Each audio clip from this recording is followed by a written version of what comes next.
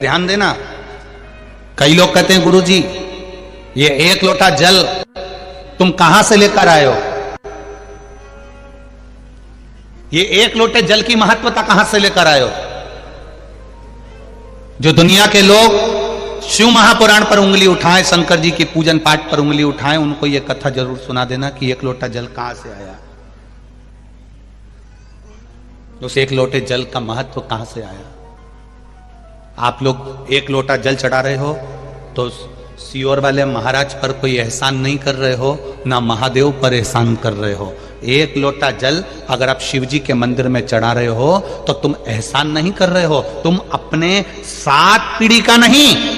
उज्जैन के महाकाल के मंदिर के पास में ऋण मुक्तेश्वर मंदिर में लिखा हुआ है, एक लोटा जल से 7 पीढ़ी नहीं तरती, 71 पीढ़ी तार रहे हो। किसी सियोर वाले महाराज का या फिर महादेव पर तुम एहसान नहीं कर रहा है, आपकी जिंदगी आप तार रहे हो, आपका जीवन आप सफल कर रहे हो, आप अपना जीवन सार्थक कर रहे हो।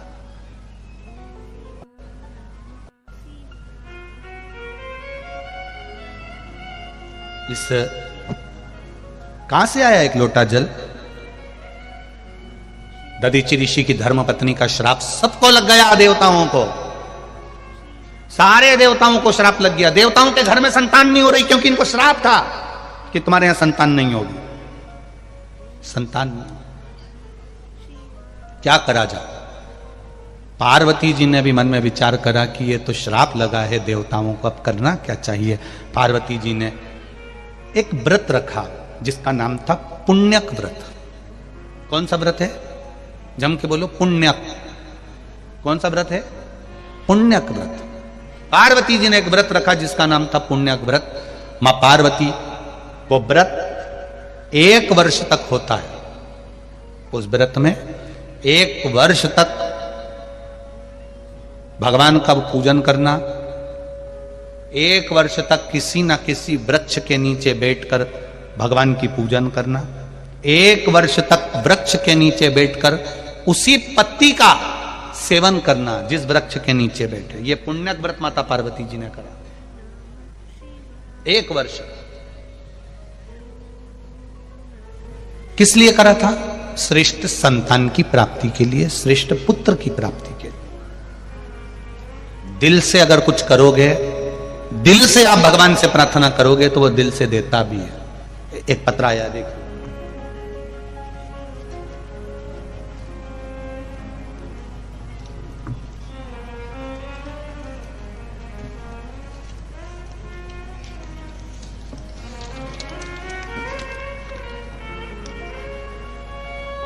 श्रीमती राजकुमारी ठाकुर, पति श्री रमेश सिंह ठाकुर, ग्राम पलारी, जिला बालोदा बाजार, भाटापारा। कहीं बैठी हो तो हाथ हिलाइएगा। आप ही हैं, दोनों हाथ हिला दो एक बार। श्री शिवाय नमस्तुभ्यम, एक बार वापिस हिला दीजिए।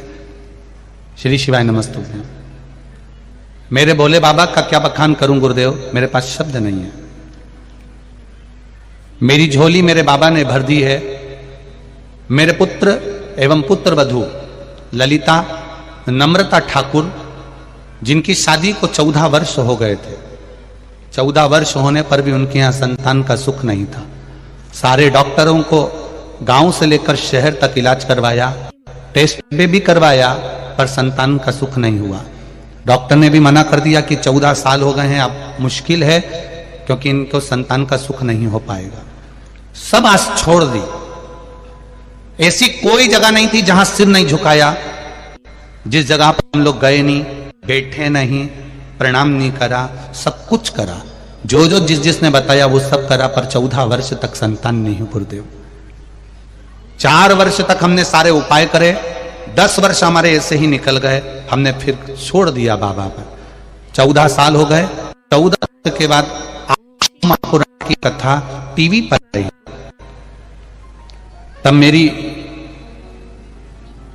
बहन ने मुझे पूर्ण किया शिवपुराण कथा का। मैंने पुत्र वधू से कहा कि कथा सुनो, और पुत्र वधू से कहकर 8/10/2022 के पहले हमने बाबा देव आदित्य महादेव का वही अनुष्ठान करना प्रारंभ कर दिया। सफेद आंकड़े की जड़ शिव मंदिर में जाकर शंकर भगवान के ऊपर से 21 बार घुमाकर तुमरुक्का जी का नाम लेकर कमर में बांधी, और जैसा आप कहते हो जल का और बेलपत्र का महत्व वैसा कि वैसे ही करा।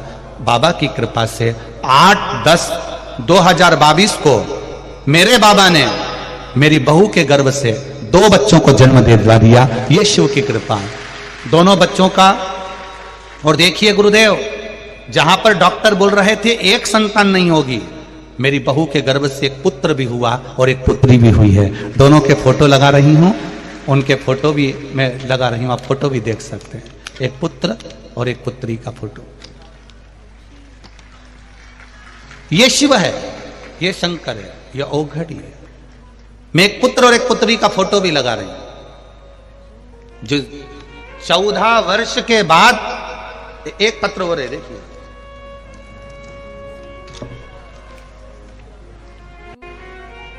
अनीता गोहे, अर्जुन नगर बैतूल की निवासी हूं। कहीं बैठी हो तो हाथ हिलाइएगा,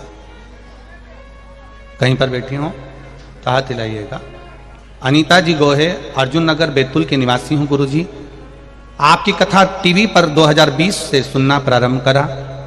आपकी बाबा की कथा का क्या बखान करूं गुरुदेव। मेरी बिटिया की शादी को कई वर्ष हो गए, संतान प्राप्ति नहीं हुई। तब डॉक्टर को दिखाया, बच्चे नहीं हुए गुरुदेव। तब मेरी बिटिया को मैंने पशुपति व्रत का वर्णन किया, सफेद आंकड़े की जड़ का वर्णन किया। मेरी बेटी ने शिव मंदिर में एक लोटा जल चढ़ाना प्रारंभ करा। 16 मार्च 2021 को मेरी बेटी के घर में एक बेटे का जन्म हो गया, जिसका फोटो मैं लगा रही हूं। यह शिव तत्व, यह शंकर है, यह औघड़ी है। तेरी कृपा बिना न हिले लेते हैं श्वास, तेरी कृपा से तनु तनु। बखान क्या करूं मैं राखों के ढेर का, चपटी बबूत में खजाना कुबेर का। समय प्रभु वचन दिया तो निभाना पड़ेगा। आए ना आए प्रभु कुटुंब कबीला, अंत समय प्रभु आना पड़ेगा। 25 लाख की गाड़ी दरवाजे पर रखी रह जाएगी, करोड़ों का बंगला रखा रह जाएगा, एक से बढ़कर एक सूट बूट हैट सब धरा रह जाएगा, किसी काम का नहीं आएगा।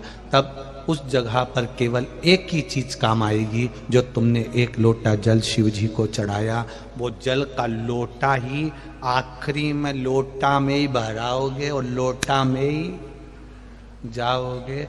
25 लाख की गाड़ी वाला भी 25 रुपए के लोटे में भरा कर चला जाता है। 25 लाख की गाड़ी। इसलिए मेरी छत्तीसगढ़ की बहनों, जीजियों और मेरे छत्तीसगढ़ के जीजाओं, एक बात का स्मरण रखिएगा अपने पास में। समय की अवस्था को पहचानो, जल के महत्व को पहचानो। व्रत करो मना नहीं, तप करो मना नहीं, साधना करो मना नहीं, भजन करो मना नहीं, कीर्तन करो मना नहीं। वो भजन, वो साधना, वो व्रत, वो उपास तुम्हारा भगवत भजन को प्राप्त करने का। लोग पूछेंगे एक लोटा जल कहां से लेकर आए हो महाराज। पूरी दुनिया में सबको लगता है कि ये एक लोटा जल चढ़ाने का महत्व समझाते हैं, बेलपत्री चढ़ाने का बताते हैं, बेलपत्री खाने का बताते हैं, शिवजी पर चावल चढ़ाने का बोलते हैं, धतूरा चढ़ाने का बोलते हैं, दुर्वा चढ़ाने का बोलते हैं, शिवजी को समी का पत्ता चढ़ाने को बोलते हैं। कभी विचार करिएगा, कभी स्मरण करिएगा। कभी आपको बोला इस व्यासपीठ से कि शंकर जी के मंदिर में जाकर इतने लाख रुपए दिया ना, या ऐसा कर देना, या तुम्हारा खर्च करने की कभी बात नहीं करी होगी। बात करी होगी तो केवल एक लोटा जल या एक बेलपत्र की, और बेलपत्र की भी बोली होगी कि शिव जी पे चढ़ा हुआ ही तुम तो उठाकर चढ़ा दो, उतने में भी आनंद हो जाएगा। बोला कि नहीं बोला?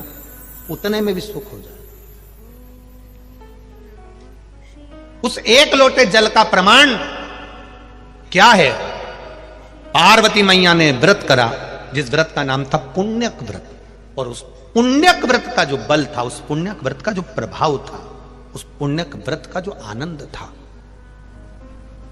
1 वर्ष तक उस व्रत को करना था और 1 वर्ष के बाद उसका उद्यापन करना था। 1 वर्ष के बाद उसका उद्यापन माता पार्वती जी कर रही हैं, क्योंकि उनके घर में संतान नहीं है। दधीची बाबा की धर्म पत्नी का जो श्राप लगा सारे देवताओं को लगा है संतान के लिए, संतान नहीं होगा तो दुख है भीतर से, करूं क्या? तब पुण्यक व्रत करा। 1 वर्ष का व्रत माता पार्वती जी ने एक पेड़ के नीचे बैठकर करना, उसकी पत्नियों को खाना और भगवान का पूजन करना। जब पुण्यक व्रत 1 वर्ष का हो गया, तब शिव जी से माता पार्वती जी ने कहा, आज मेरा पूरा हो गया, अब मैं उद्यापन करना चाहती हूं, अब मैं उद्यापन कर दूं।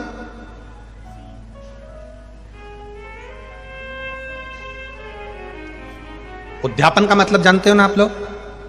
व्रत पूरा होता है, पशुपति व्रत पूरा हुआ, 108 दाने आपने चावल के चढ़ाए या बेलपत्री के चढ़ाए या आपने फूल की पंखड़ी चढ़ाई, कुछ भी चढ़ाया, चढ़ाते हो ना 108 दाने, या एक श्रीफल भेंट के साथ शिव जी को दिया। जब तुम्हारा 5 पशुपति व्रत पूरे हो गए, तब तुमने 5वें व्रत के दिन ही यह सब कुछ कर दिया कि आज मेरा 5वां व्रत पूर्ण हो गया, आज मेरा उद्यापन हो गया,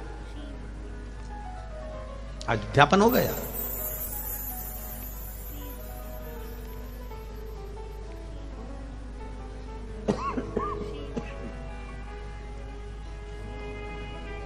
अब उद्यापन का मतलब क्या होता है कि जैसे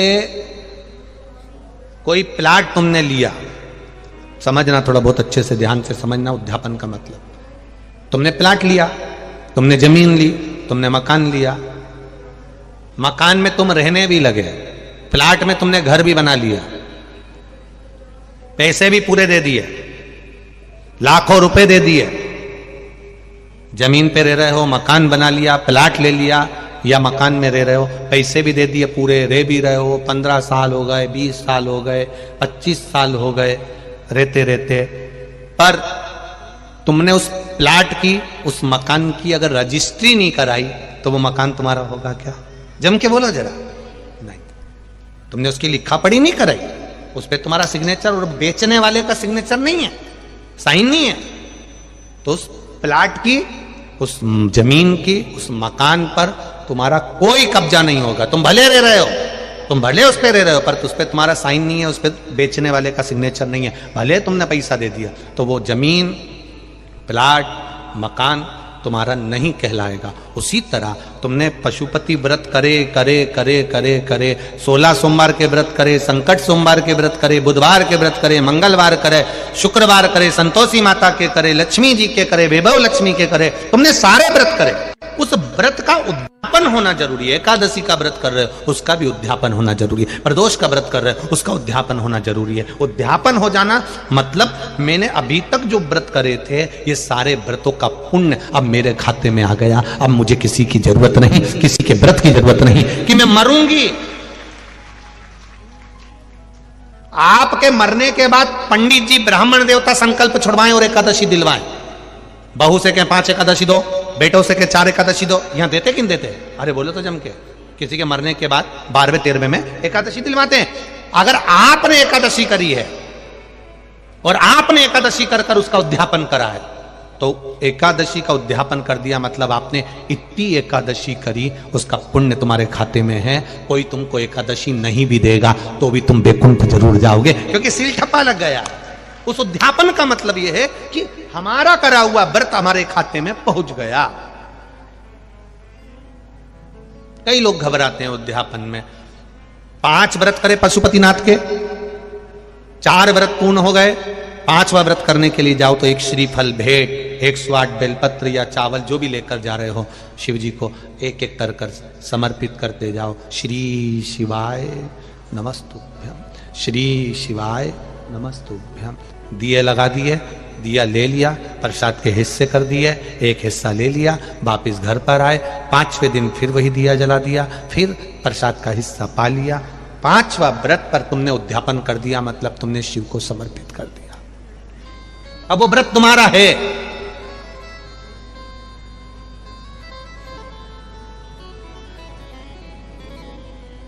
अब वो व्रत तुम्हारा कहलाएगा जो बाबा को तुमने दिया। बाबा तेरे दरवाजे से कोई खाली नहीं गया। शिव महापुराण की कथा करते करते सालों निकल गए। एक विश्वास शिव महापुराण के प्रति देखा है कि जितनों ने भी दिल से कथा सुनी है, दिल से कथा सुनने में अंतर है, ऐसे कथा सुनने में अंतर है। किसी ने टल्ला मार दिया, तुम बात करने लगे, किसी ने निकल कर गया, तुमने बोलना चालू कर दिया, कोई कुछ कह रहा है, ध्यान उधर लगा लिया, कोई ने कुछ बोल दिया, ध्यान उधर चले गया। 7 दिन पंडाल में एक जगह पर बैठकर 7 दिन ये लोग आते हैं कथा सुनने के लिए। आप लोग आते हो, शहर के लोग तो रोज आते हो, रोज जाते हो, पर कभी मेरे भोलेनाथ जी से इतना कह देना कि इन पत्र में एक पत्र मेरा भी रखवा देना। भोलेनाथ जी से कहना एक कथा किसी पंडाल में मैं भी 7 दिन दरी कम्बल साथ लेकर जाऊं, एक जगह पर बिछाकर उसी जगह पर बैठकर कथा का रस मैं भी लूं, मेरा बाबा मेरा भी कल्याण करे, ऐसी कृपा हो। कभी मन में विचार बनाना। दुनिया के लोग प्रयाग में जाकर कल्पवास करते हैं, हरिद्वार जाकर कल्पवास करते हैं। दुनिया के लोग 1 महीना 15 दिन का निवास करते हैं, 2 दिन का निवास करते हैं, काशी में जाकर, हरिद्वार में जाकर, सोमेश्वर जाकर, उज्जैन जाकर। कभी भोलेनाथ से कहना मैं इतनी दूर नहीं जा सकती, तो मेरे गांव के पास में कहीं शिव पुराण की कथा हो तो मैं भी एक आसन से सुनूं, तुझ में दिल लगाकर सुनूं। जैसे वो आगरा से भाई आया था, उसने कहा मैंने नियम लिया था कि मेरा बेटा व्यसन से मुक्त हो जाए, शराब पीना छोड़ दे और उसकी शादी हो जाए, जो 30 साल का हो गया था। भगवान ने 4थी कथा तक पीछा नहीं छोड़ा, आखिरी में भोलेनाथ ने कृपा करी, उसका व्यसन भी छूटा और शादी भी पक्की हुई। यह शिव तत्व है, यह शंकर है, यह उगड़ी है।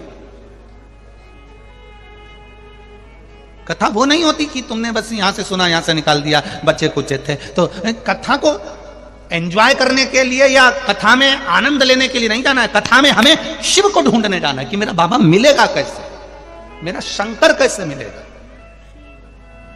टीवी के सामने कथा सुन रहे हो, आस्था चैनल पर, मोबाइल पर कथा सुन रहे हो, तो आपका विश्वास, जितने लोग टीवी पर कथा सुन रहे हैं इनका विश्वास जागा तो है, नहीं तो ये टीवी चालू नहीं करते, नाटक देखते रहते। क्यों आस्था चैनल चालू करा, क्यों मोबाइल पर कथा निकाली? नहीं सीवर वाला मारा जा रहा होगा, कथा निकाल। तुमने मोबाइल पर भी भगवान को ढूंढा है, तुमने चैनल पर भी भगवान को ढूंढा है, तो पंडाल में भी कथा सुनने बैठो तो भगवान को ढूंढ कर बैठो कि मेरा भोलेनाथ मुझे मिलेगा, मेरा शंभू मुझे मिलेगा। 14 वर्ष तक जिसकी यहां संतान नहीं हुई, वो सब दूर से जब आज छोड़ देता है, तब वो शंकर की शरण में जाता है, तब वो शिव तत्व की ओर जाता है। सालों साल हो जाती है और औलाद नहीं होती, तब व्यक्ति को लगता है कि अब संतान नहीं हो सकती। आज छोड़ दी लोगों ने 10 साल 20 साल। इस व्यासपीठ ने 25 से 30 साल जिसकी शादी को हो गए, उन तक की गोद में संतान देखी इस व्यासपीठ ने, और उनकी आंख में से आंसू बहते हैं कि मेरे को 30 साल बाद बाबा ने संतान दे दी। ये व्यासपीठ ने देखी है, ये सहज नहीं है। इन पत्रों के ढेर में तुम्हारा भी पत्र आए, तुम भी दिल से बाबा से प्रार्थना करो कि वो तुम्हें स्वीकार करे। एक दिन शिव जी के मंदिर गए, 1 महीना शंकर जी के मंदिर में गए, 1 महीना 2 महीना भगवान के मंदिर में गए, और तुम विचार करो कि मेरा बाबा मेरी झोली भर दे, ऐसा नहीं होता। पहले भगवान पूरा परखता है। तुम जाते रहो उसके दरवाजे पर, जाते रहो, 1 महीना नहीं, 2 महीना नहीं, 3 महीना नहीं, जाते रहो उसके दरवाजे पर, कभी तो सुनेगा, कभी तो सुनेगा। जाते रहो। वो रेलवे स्टेशन गए हो आप लोग कभी?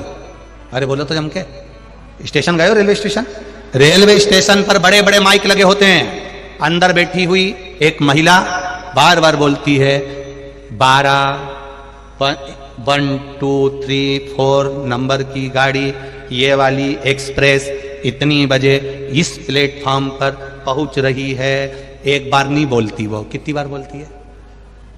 5 बार भी नहीं बोलती वो तो, जब तक बोलती है जब तक ट्रेन नहीं आ जाए। बोलती कि नहीं बोलती? ट्रेन आ गई तो भी बोल रही है। अब क्या बोल रही है? 1 2 3 4 ये एक्सप्रेस 4 नंबर प्लेटफॉर्म पर आकर खड़ी हो गई है। नहीं आई तो भी बोल रही थी, आ गई तो भी बोल रही है, ट्रेन चली गई तो भी एक बार बोली है ट्रेन 4 नंबर प्लेटफॉर्म से छूट चुकी है। उसी तरह जैसे वो कमरे में बैठकर बार बार बोल रही है कि ये ट्रेन आ रही, ये ट्रेन आ रही, तो तुमको धैर्य बंधा देता, आने वाली है, 15 मिनट की देरी है, 20 मिनट की देरी है, कोहरा पड़ गया होगा, आ रही होगी, और आखिरी में वो सामने आकर खड़ी हो जाती है। उसी तरह तुम भी शंकर के मंदिर में एक लोटा जल चढ़ाते रहो, श्री शिवाय नमस्तुभ्यम बोलते रहो, आता होगा, आता होगा, आता होगा, आता होगा, और आकर खड़ा हो जाए। आएगा मेरा बाबा आएगा। ट्रेन का इंतजार करते हो, वो बोलती रहती है आ रही है, आ रही है, आ रही है, 5 मिनट की देरी, 10 मिनट, 20 मिनट की देरी। तुम्हारा मत धैर्य नहीं छूटता, छूटता है क्या धैर्य? तुमने कभी सोचा आधे घंटे की देरी है, मैं तो अब जाऊं नहीं इस ट्रेन से, मैं तो सामान लेके मेरे घर जाऊंगा। नहीं, और आधा घंटा इंतजार कर लो, आधा घंटा रुके तो मालूम पड़ा 1.5 घंटा और लेट हो गई। अब सोचे मैं तो जा रही मेरे घर, अब नहीं जाऊं इस ट्रेन से, नहीं 1.5 घंटे की तो बात है, और रुको, धैर्य नहीं तोड़ा, और रुको, और रुको, और रुको, और रुको, रुकते रुकते 8 बजे वाली ट्रेन रात को 11-12 बजे आई, तब तुम उसमें बैठी और वो बाई बोलती रही आ रही है, बोलते जाओ आ रही है, आ रही है। तुम उसके मंदिर में जाते रहो, एक लोटा जल चढ़ाते रहो। यह मत सोचना कि गुरुजी ने बोला था 3 महीने का, नहीं नहीं, किसी किसी की फाइल मोटी होती है ना, तो उसको पढ़ने में भी समय लगता है, काटने में समय लगता है, छुपाने में समय लगता है। उसी तरह दुख अगर बड़ा है तो थोड़ा समय लग सकता है, पर धैर्य मत खोना, आएगा जरूर और दुख काटेगा जरूर, ये निश्चित है। धैर्य मत तोड़ना, आएगा वो मेरा बाबा आएगा।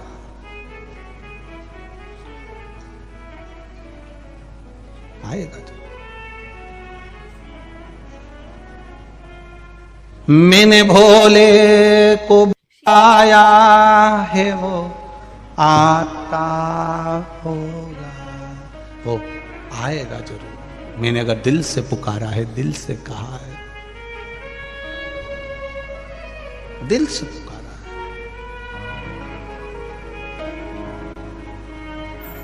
और जब आप दिल से पुकारोगे तो सियोर वाला महाराज भले के देता है कि 1 महीना जल चढ़ा कर देखो, 2 महीना चढ़ाओ, 3 महीने में बाबा आपकी झोली भरेगा। पर विश्वास रखकर अगर तुमने 3 महीना भी जाने दो, 2 दिन भी अगर विश्वास रखकर जल चढ़ा लिया, तो वो 3 महीने का इंतजार नहीं करेगा, तेरे पास खड़ा मिल जाए। कोई जरूरी नहीं है सभी ट्रेनें लेट आए, कोई जरूरी नहीं है कि तुम सबका काम ही 3 महीने में होगा। कोई कोई ट्रेन बिफोर भी आ जाती है, बोलो सही है कि गलत है? कोई कोई ट्रेन 8 बजे का टाइम है तो उसके पहले ही वहां 2 स्टेशन पहले ही आके खड़ी है। क्यों खड़ी है? इधर से हरी झंडी मिले फिर जाऊंगी। उसी तरह भोलेनाथ भी कभी कभी इंतजार में खड़ा रहता है स्टेशन के पास में ही। ये लोटा लेके मंदिर आया और मैंने इसका काम निपटाया, कभी कभी वो बिफोर खड़ा है। तुम सोच रहे हो भगवान मेरा काम करेगा, भगवान बोले मंदिर तो आए एक लोटा लेके, वो इंतजार में खड़ा है। एक भक्त लक्ष्मी जी से कहता है, भगवान से कहता है, भगवान मुझे इतनी लक्ष्मी दो, इतनी लक्ष्मी दो, इतनी दो कि मैं कथा कराऊं, मुझे इतना धन देना कि मैं कथा करवाऊं।